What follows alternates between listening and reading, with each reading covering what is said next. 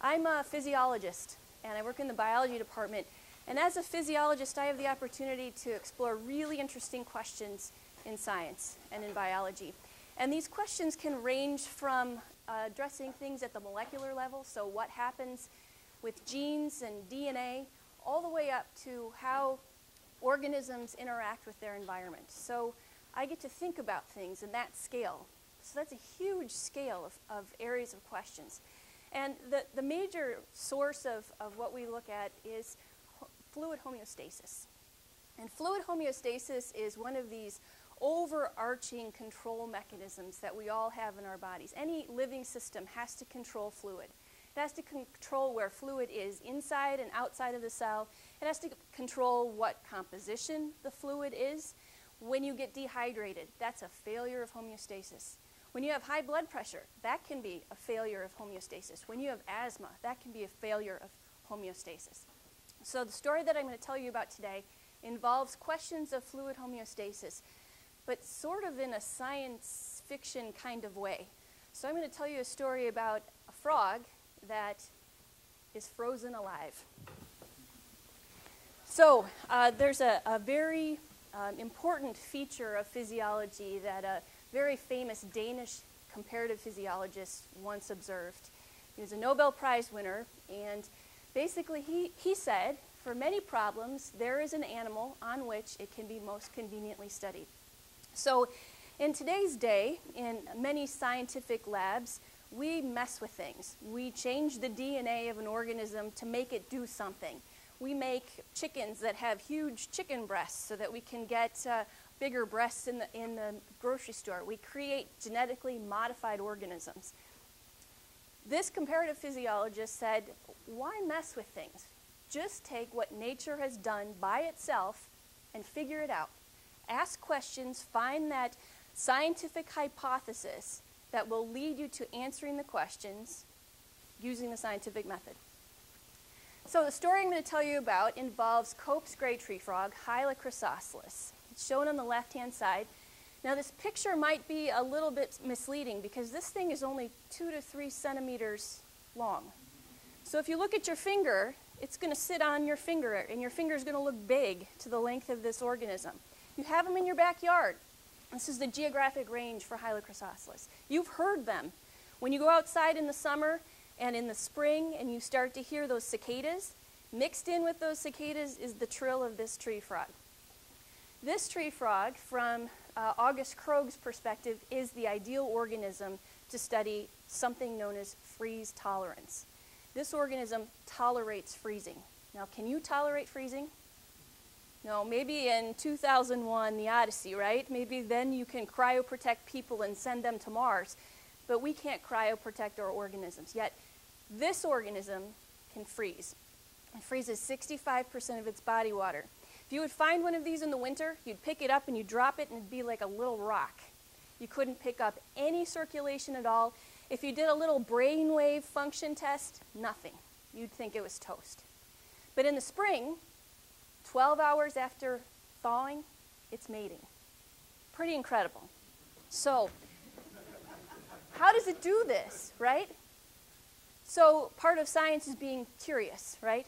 So you say, well, how in the world can this organism do this?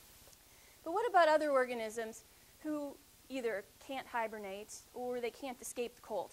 They're going to have to do one of two things. Some animals, when it gets to freezing, they're going to avoid freezing.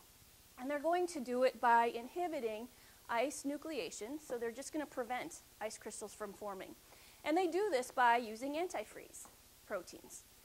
And they use antifreeze proteins to basically supercool. Instead of freezing at normal freezing temperatures, they lower that freezing temperature and say, I'm going to avoid this at all costs. So this is what you do to your car, right? You put antifreeze in your car and you escape freezing. You avoid freezing. Other organisms, like the one we're going to talk about, Hyla chrysoscelis, tolerate freezing. They actually freeze. And they do this through ice crystal formation in the extracellular fluid. That's the fluid that bathes all the cells in the body. And they're going to form ice crystals. They're going to say, yeah, bring it on. Bring that ice on, but I'm going to tolerate that freezing because I'm going to minimize the cell damage that occurs. I'm going to form ice crystals in a very slow and controlled way so that they're not sharp and pokey and they're not going to damage my cells. I'm going to minimize the cell volume loss, and we're going to talk about that mechanism in a minute. And we're going to actually maintain as much as we can the tissue integrity while we're in this state. And in order to do this, we're going to have to undergo a process of cold acclimation. So you can't take a frog, in this case from July, stick it in the freezer. I've had students ask me that question. So can I freeze a frog? Just stick a frog in the freezer and it'll be alive? No. It has to accumulate solutes over a period of time. It's called cold acclimation, and that's what it's going to start doing now in the fall. It's going to start accumulating things that will prevent large ice crystal formation and help with this freeze tolerance mechanism. One of the things that this frog is going to accumulate is this very small molecule. It's a polyol. It's called glycerol. And glycerol was the historical version of polyethylene glycol, or the antifreeze that you use in your car. Glycerol is synthesized in these animals from the liver. It's part of a glucose and fatty acid metabolism pathway. And it just so happens that these frogs go from no glycerol in their blood to something that is 400 millimolar concentration. That's a huge difference. Might sound not too big, but that's a huge difference in physiological terms. So they accumulate glycerol as a cryoprotectant during this cold acclimation process. So here's our basis for understanding. This is the basis of our question. So in an unfrozen cell, we're thinking about the integrity of the membrane. Once ice crystals start to begin to form on the outside, what essentially happens is free water freezes, and it changes the concentration of the salts and everything else that's outside of the cell, and it makes it more concentrated. So when you learned about osmosis in high school or in college in your biology classes, you learned that water moves through the lipid bilayer of cells, and it's going to move based on osmotic pressure. So cells that are undergoing this freeze process, free water freezes on the outside, and we have the escapage of water from the inside of the cell. If you don't control that, the cells shrivel up, the ice crystals become big, and it's not really the freezing process that kills the animal, it's the thawing process, because now you have very tiny little cells and very pokey ice crystals. So how do these organisms that tolerate freezing, how do they circumvent this problem? If you protect the cell by accumulating a solute like glycerol that can get inside the cell as well as outside of the cell, then you can moderate the degree of water loss. You get a little bit, but it's not nearly as much as if you didn't have this solute present. And you can control the degree of ice crystal formation. So the big question that we're trying to answer is, one, we know that these animals accumulate glycerol, but how do they get it into their cells?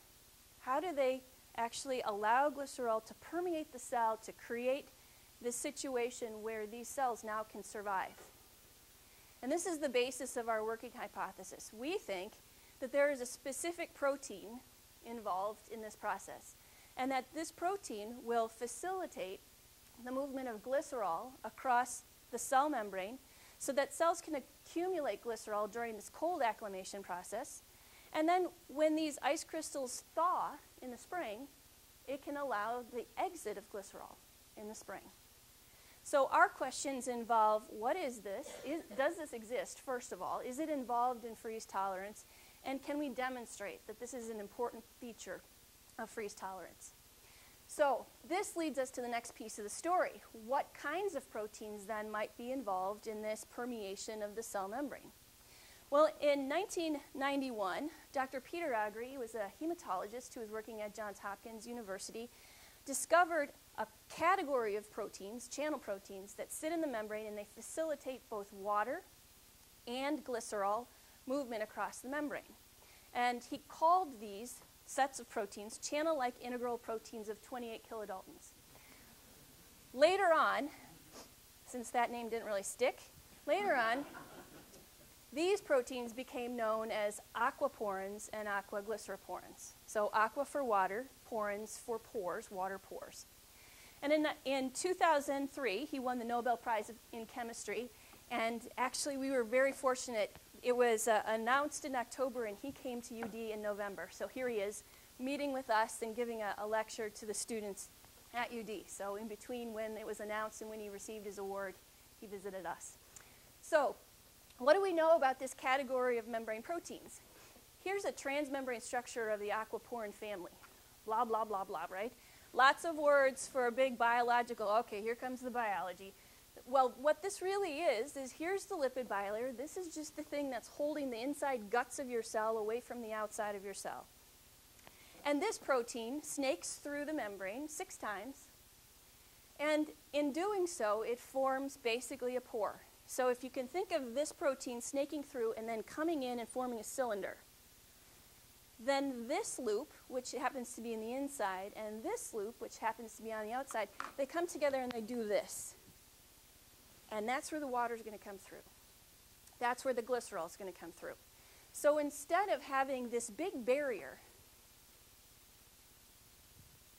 where nothing really can get through, now we have a hole in the membrane where things can really slip and slide through very fast, but very specifically.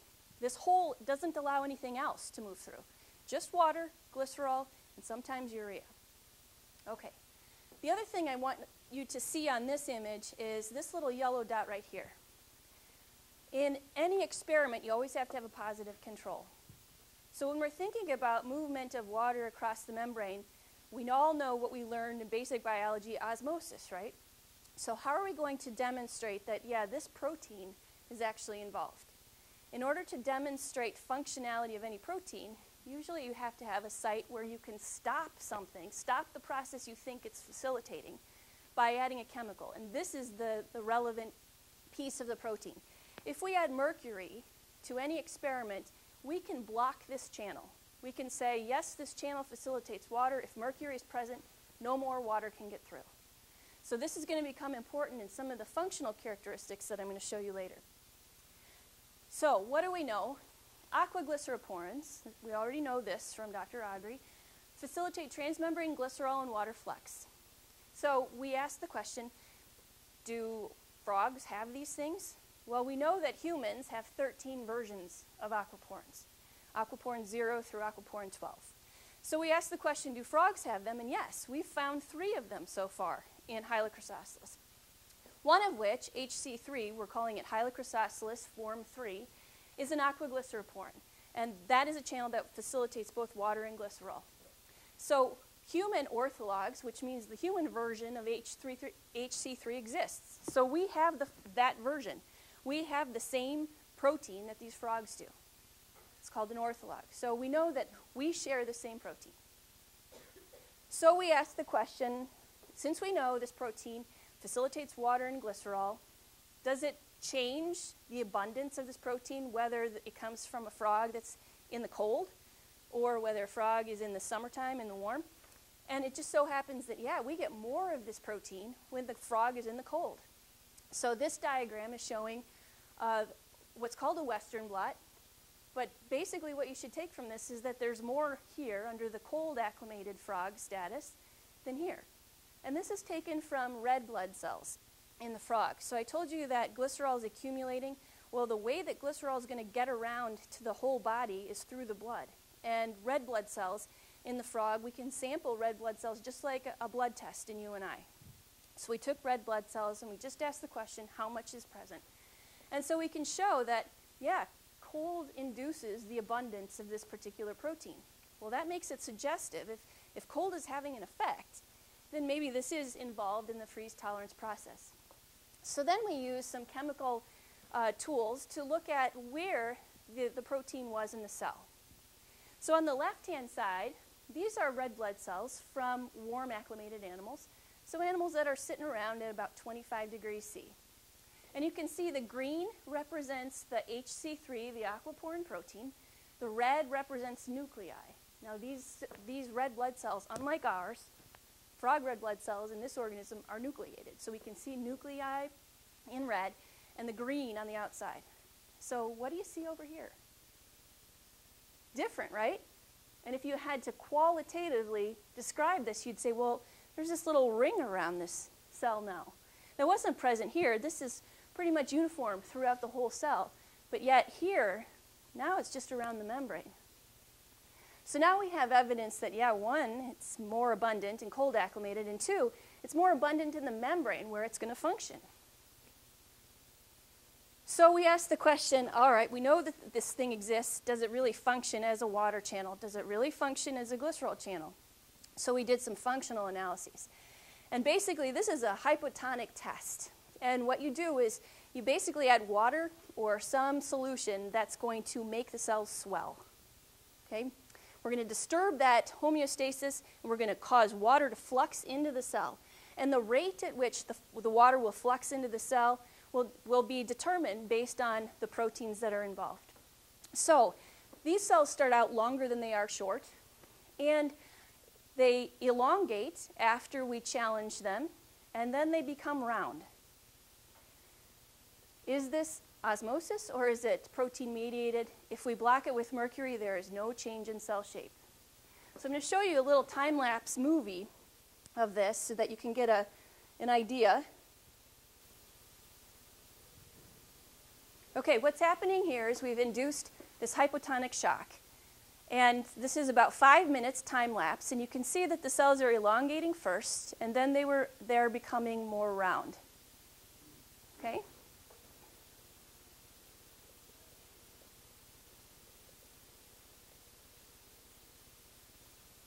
Now I'm going to show you in the presence of mercury. So mercury should block this effect if it truly is through this aquaporin.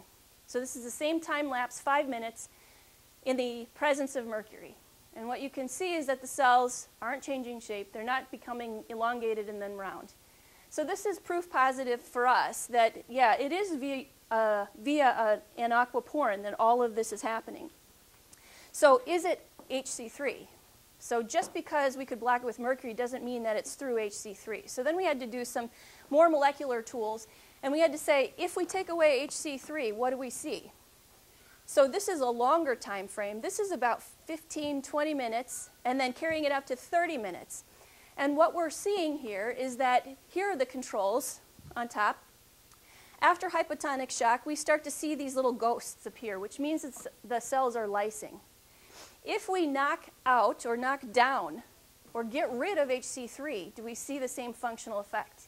And so on the left-hand side, these are erythrocytes lacking HC3, so no HC3 present, under control conditions. If we do the hypotonic shock, you can see that they're not lysing. So they're resistant to lysis in this really hypotonic shock model. So then we had to ask the question, well, what does glycerol do? Does glycerol have some protective effect? Does having this particular water channel, this HC3 that facilitates glycerol, in the presence of glycerol, does it protect cells?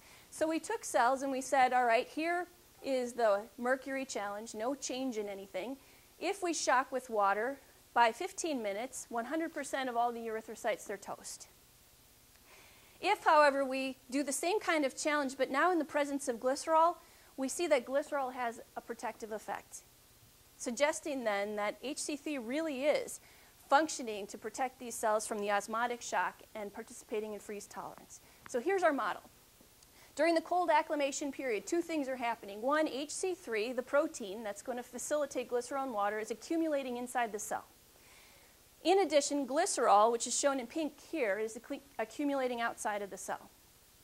We get membrane insertion. That was that rim of expression that you see around the cells.